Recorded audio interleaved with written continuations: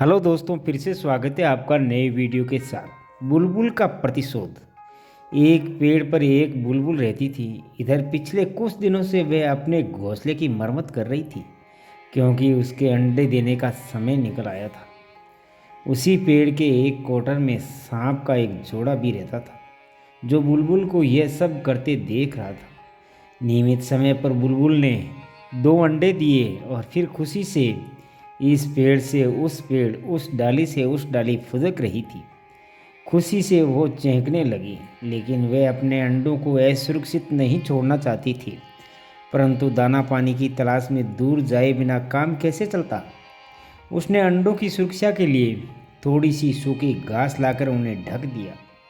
फिर जैसे ही बुलबुल वहाँ से उड़ी, सांप अपनी कोटर से बाहर निकला, पेड़ पर चढ़ा और अंडों को चट कर गया। शाम को जब बुलबुल लौटी तो ये देख बहुत दुखी हुई कि अंडे कोई खा गया है, क्योंकि अंडे के खोल पेड़ की जड़ के पास पड़े थे। जो बुलबुल समझ गई कि हो ना हो ये सांप की करतूत है, उसने दुष्ट सांप को सबक सिखाने का निश्चय कर लिया था। बुलबुल एक बाग में जा पहुंची, जहां राजा सैर करने आता था।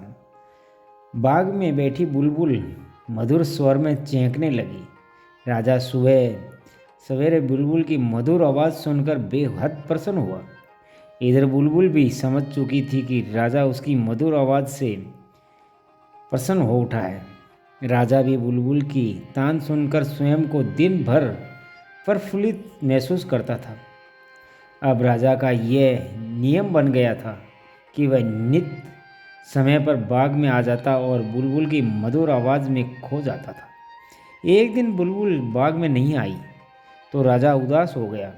उसने अपने सैनिकों को उसे ढूंढकर लाने का आदेश दिया, लेकिन सैनिक बुलबुल का पता नहीं लगा पाए। अगले दिन बुलबुल फिर बाग में आई, लेकिन वह रोज़ की तरह चहक नहीं रही थी।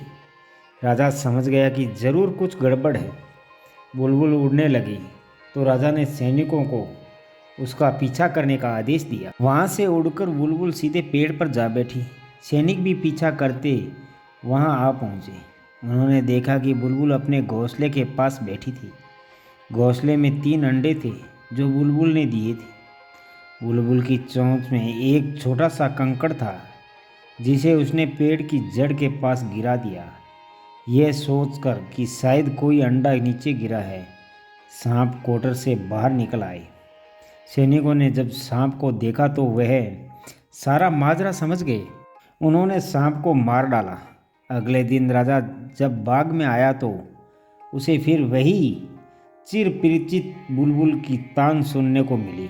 वहाँ खुशी से चहक रही थी। राजा भी यह देख बेहद प्रसन्न हुआ।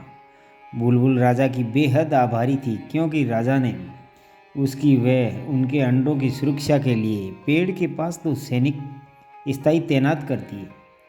राजा के प्रति आभार प्रकट करने के लिए अब बुलबुल रोज़ बाग में जाती और अपनी मधुर तान से राजा का मोह लेती।